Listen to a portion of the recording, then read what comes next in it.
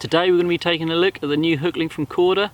It's from the Dark Matter range, the super heavy tungsten coated Hooklink.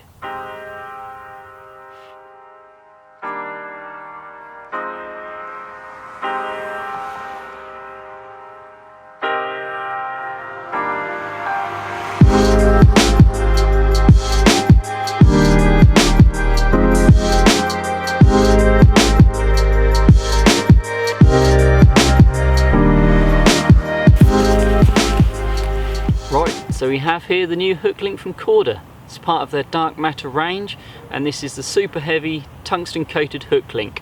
Comes in 10-meter spools. This is a £25 version, semi-stiff, and it's in weedy green. They also do an £18 version, and both of those breaking strains can also come in gravelly brown. So I thought we'd just take a bit of a look at this. I've had it for about a month now. I brought it as soon as it came out to the shop just to give it a go and to see how it compares to some of the other Hooklinks on the market. For those of you that have seen any of my other videos will know that I'm a massive fan of the ESP tungsten loaded Hooklink, and this is a very similar design. It's got the tungsten granules in the coating with the aim of pinning the Hooklink down to the bottom, making it heavier and keeping it out of the fish's way. So with this new Hooklink comes a change in how Korda are packaging some of their products.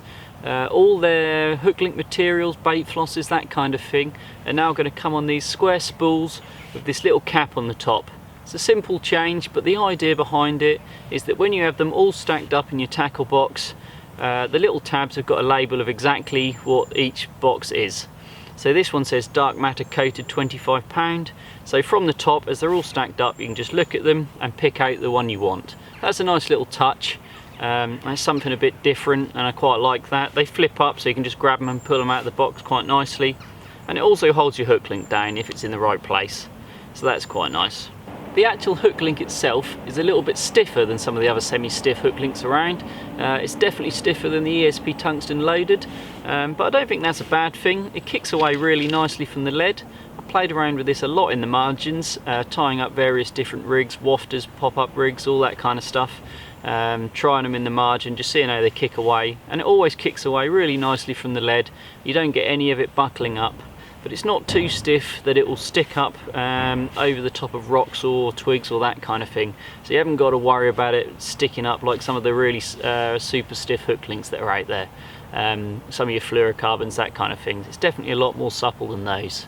When it comes down to the coating, it's a nice matte colour, blends in really nicely, and it does strip quite well. Some of the Hooklinks you find, when you start stripping the coated Hooklinks, they start breaking up or they start clumping up and bending the Hooklink.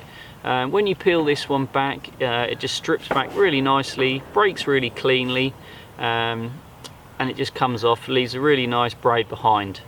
So when it comes to the internal braid in this, when you first take the coating off, it feels a little bit stiff.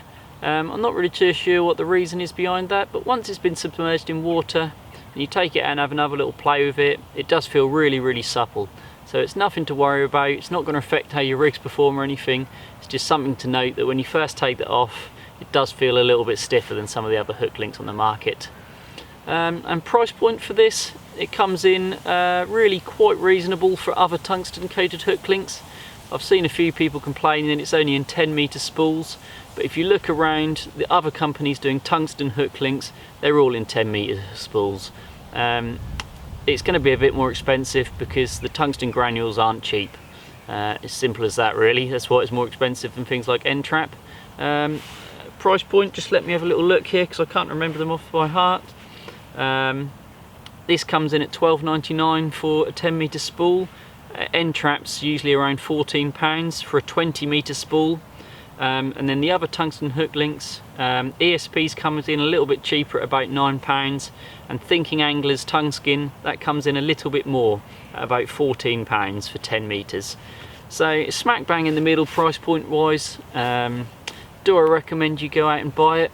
I'd recommend you give it a try. If you like things like, as I said before, ESP tungsten loaded, or Tungskin from Thinking Anglers, or things like Fin Skin from Spotted Fin, those kind of coated Hooklinks, you're probably really going to like this. As I said, it's a little bit stiffer, so it's going to kick away a little bit better, probably more suited for the cleaner bottom of the lake bed, that kind of thing. but it's not going to stick up if you chuck it in a load of silt. I'm currently fishing on a silty lake with it and had no problems with it whatsoever. So yeah, I'd recommend you pop out and give it a try. Will it replace the ESP in my hook in my tackle box in the end? I don't know yet. I'm going to give it another few more boxes and we'll see how it goes. So if you like the video, please click like and subscribe. If you've got any comments, have you used it yourself? What hook link do you prefer? Leave them down below in the comments section. Hopefully I'll have some more videos up for you in the next week or two. There's a couple more coming out that I just need to edit. And until then, hope you enjoy and see you soon.